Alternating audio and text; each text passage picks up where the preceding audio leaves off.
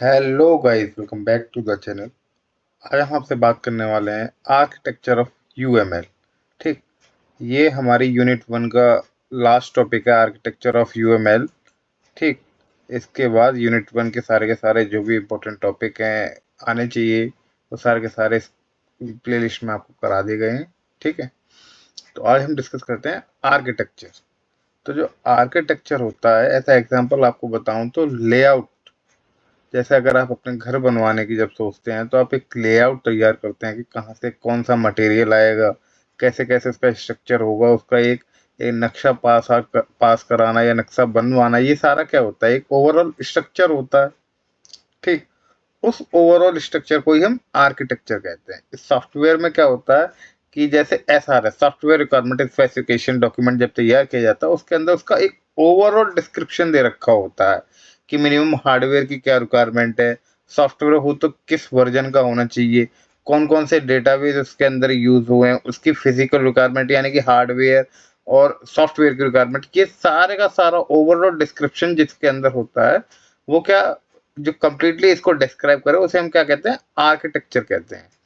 तो यूएमएल हमने पढ़ा, यूएमएल क्या होता है, यूनिफाइड मॉडलिंग लैंग्वेज होती है, एक ऐसी लैंग्वेज जो सबके लिए कैसी हो, अंडरस्टैंडेबल हो, किसके टर्म्स में, सॉफ्टवेयर के टर्म में। ठीक, तो उसके लिए एक आर्किटेक्चर है, पेपर में बहुत इंपॉर्टेंट टॉपिक है ये। तो आर्किटेक्चर ये क्या बताता है, देखते हैं। A system architecture is perhaps the most important artefact that can be used to manage these different viewpoint and so control the iterative and incremental development of a system throughout its life cycle. यानी कि उस life cycle, उस software के development होने के दौरान या उसकी लाइफ साइकिल के दौरान जो भी मे बी चेंजेस वगैरह, ये सारी चीज़ें और भी इंक्रीमेंटल या कोई इटरेटिव अप्रोच जो होती है डेवलपमेंट प्रोसेस के दौरान, वो आर्किटेक्चर के अंदर बताई जाती है। आर्किटेक्चर या set of significant decision about, जो भी सिग्निफिकेंट डिसीजंस होते हैं उसके सेट भी आर्किटेक्चर के अंदर बताए जाते हैं। The organisation of a software system, और क्या उसके साथ साथ क्या होता है, ये organisation of software system. The selection of the structural element and their interfaces by which the system is composed, मतलब ये कंप्लीटली जो सिस्टम कैसे कंपोज हो रहा है। ठीक, देयर बिहेवियर, उनका बिहेवियर किसका होता है, ऑब्जेक्ट का बिहेवियर होता है, और किसके अंदर डिफाइन होता है, क्लासेस के अंदर। वो सारी चीजें भी इसके अंदर मेंशन की जाती हैं। The composition of the structure and behaviour element into progressively larger सब सिस्टम। कंपोजिशन होना किसका, स्ट्रक्चर और बिहेवियर एलिमेंट्स का। The architectural style that guide this organization, the static and dynamic element and their interfaces and their collaboration and their composition.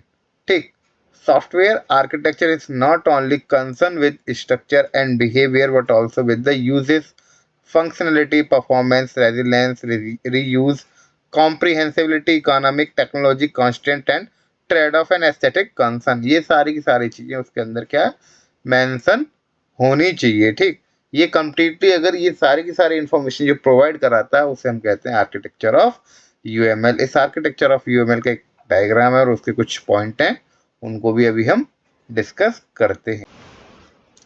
यहाँ पर एक छोटा सा ब्लॉक डायग्राम बताया गया है कि आर्किटेक्चर कैसे आपको डिज़ाइन करना है, कि उसमें एक यूज़ केस व्यू होगा, एक आपका इम्प्लीमेंटेशन व्यू होगा, एक डिज़ाइन व्यू होगा, एक प्रोसेस व्यू होगा और एक डिप्लॉयमेंट व्यू होगा। इन पर्टिकुलर जो सेगमेंट्स हैं इनको ब्रीफ में बताया गया है कि पर्टिकुलर सेगमेंट का क्या काम होता है और इसको क्यों हम यूज़ कर रहे हैं। ठीक है, तो आइए, सबसे पहला आता है आपका यूज़ केस व्यू। तो यूज केस व्यू अगर मैं आपको सिंपल भाषा में बताऊं, लेट सपोज आप एक ई कॉमर्स वेबसाइट को डिजाइन कर रहे हैं। तो ई कॉमर्स वेबसाइट को डिजाइन करने से पहले उसका एक फ्लो ऑफ कंसर्न होता है ना, कि किस तरीके से वो आपका जो आप डेवलप कर रहे हैं वो कैसे काम करेगा, कर रहा है या करेगा। क्योंकि यूज केस व्यू एक तरीके से आपकी मेन रूट हो गई। अब ये रूट एज अ आपके सामने कोई जो एक्टर होगा, एक्टर क्या होता है कि एक्सटर्नल एंटिटी होती है। एक्सटर्नल एंटिटी से मान लीजिए कोई टेस्टिंग टीम है या कोई क्लाइंट है जिसके लिए आप सॉफ्टवेयर डिजाइन कर रहे हैं, अब आपको वो दिखाना है उसके लिए। ठीक, तो वो एक यूज केस व्यू प्रोवाइड कराना। ठीक, ये होता है यूज केस व्यू। उसको कंप्लीटली आप गाइडेंस देंगे कि ऐसे ऐसे ये हमारा वर्क फ्लो हो रहा है, कि ऐसे ऑर्डरिंग हो रही है, स्किपिंग हो रही है किसी चीज़ की, या ऐसे पेमेंट हो रहा है। ये सारी की सारी चीज़ें एक ई-कॉमर्स वेबसाइट के अंदर जनरली होती हैं, वो आप कंप्लीटली उसको ब्रीफ में बताएँगे, ठीक। The use case view of a system encompasses the use cases that describe the behavior of the system as seen by its end user, analyst and tester। जो मैंने आपको बताया कि end user यानी client, analyst और tester, उन सबको behavior of the system आप बताएंगे। With the UML, the static aspect of the view are captured in the use case diagram. The dynamic concept of this view and capture in interaction diagram, state chart diagram and activity diagram। ये सारी की सारी चीजें किसके अंदर mention होती हैं? आपके इंटरेक्शन डायग्राम के अंदर, स्टेट चार्ट डायग्राम के अंदर और एक्टिविटी डायग्राम के अंदर। तो जैसा मैंने बताया, ये फर्दर आपको जो आपको ब्लॉक डायग्राम है 5 पॉइंटों में डिवाइड है। यूज केस व्यू हो गया। अब अगला देखते हैं design view. Design view simple भाषा में, अगर जैसे कोई हम ई कॉमर्स वेबसाइट डिजाइन कर रहे हैं, जनरली वही जो हमारा एग्जांपल हम मानते हैं, ई कॉमर्स वेबसाइट डिजाइन कर रहे हैं, डिजाइन करने से पहले उस ई कॉमर्स वेबसाइट का आपने एक यूआई बनाया होगा, यूजर इंटरफेस। उस यूजर इंटरफेस को ही आपने सौंपा होगा अपने डेवलपर्स को। अब डेवलपर्स उस यूजर इंटरफेस के अकॉर्डिंग क्या है, उसको इम्प्लीमेंट करेंगे। तो वो क्या होता है, आपका डिजाइन व्यू होता है। So the design view of a system encompasses the classes, interfaces and collaboration that form the vocabulary of the problem।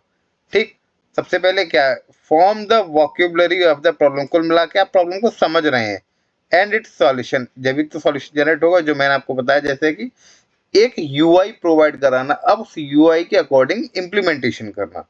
ठीक, the view primary support the functional requirement of the system, meaning the services that the system should provide to its end user। ठीक, design view I hope आपकी समझ में आया होगा।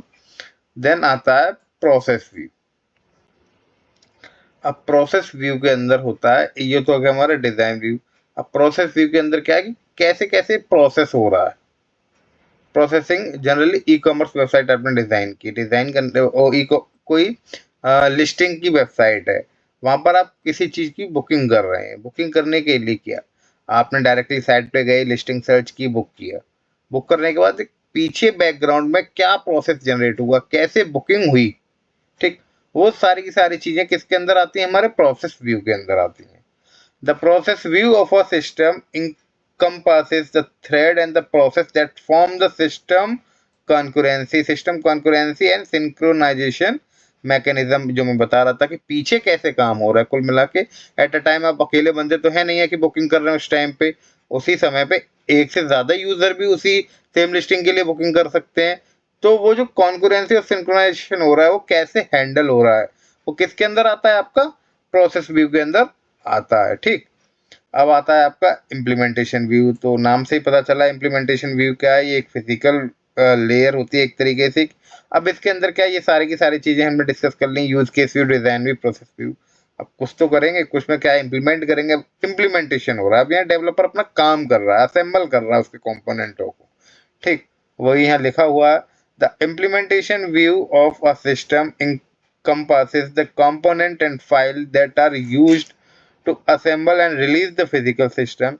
This view primarily addresses the configuration management of the system release made up of somewhat independent component and file that can be assembled in various way and produce running the system। कुल मिला के ऐसा आप independently component design कर देंगे। अब उसको क्या है, हम इस तरीके से रनिंग सिस्टम बनाने के लिए वो तैयार होने वाला है। रनिंग कब हो जाएगा, जब वो डिप्लॉय हो जाएगा। तो लास्ट फेज क्या बचा है हमारा, डिप्लॉयमेंट व्यू। आइए उसे भी ये हमारे आर्किटेक्चर का लास्ट पॉइंट है, डिप्लॉयमेंट व्यू। डिप्लॉयमेंट वर्ड से पता चल रहा है कि अब यहाँ पे सारा का सारा काम कंप्लीटली हो गया है। अब उसे प्रोडक्शन लेवल पे लाने के लिए क्या करना पड़ेगा, डिप्लॉय करना पड़ेगा। डिप्लॉय करने से मतलब है कि अभी तक तो वो एज अ डेवलपर के पास था, वो काम कर रहा था, अब टेस्टिंग वेस्टिंग सारी चीजें हो गई हैं। किसके लिए बनाया प्रोजेक्ट, भाई क्लाइंट के लिए बनाया, क्लाइंट अब उसे यूज करे। तो वो कब होगा, वो डिप्लॉयमेंट के बाद होगा, यानी कि डेटाबेस का सेटअप, सर्वर वगैरह, इन सारी चीजों को सेटअप करने के बाद क्या उसको डिप्लॉय कर देते हैं। ठीक, जैसे हम लोकल सर्वर पे वेबसाइट वगैरह डिप्लॉय करते हैं, ठीक उसी प्रकार the development view of a system encompasses the node, node क्या बताया था आपको, फिजिकल पार्ट, ठीक है, that form the system hardware topology, topology क्या होती है, अरेंजमेंट ऑफ द सिस्टम, अब कैसे अरेंजमेंट हो रहा है उसका, ठीक है, on which the system execute. This view primarily address the distribution, delivery and installation of part that make up a physical system. अब इसके बाद से क्या है, अब जो आपका जो इम्प्लीमेंटेशन हुआ है, अब वो ऐसा क्लाइंट अब उसको यूजर की तरह यूज कर सकता है, ठीक। इसी के साथ साथ आपकी जो फर्स्ट यूनिट है वो इस वीडियो के साथ कंप्लीट होती है। देन अब हम आगे डिस्कस करेंगे नई वीडियो में सेकंड यूनिट के बारे में। ये सारे के सारे नोट्स आपको इस वीडियो के डिस्क्रिप्शन बॉक्स में पिन कर दिए जाएंगे, ठीक। Thank you.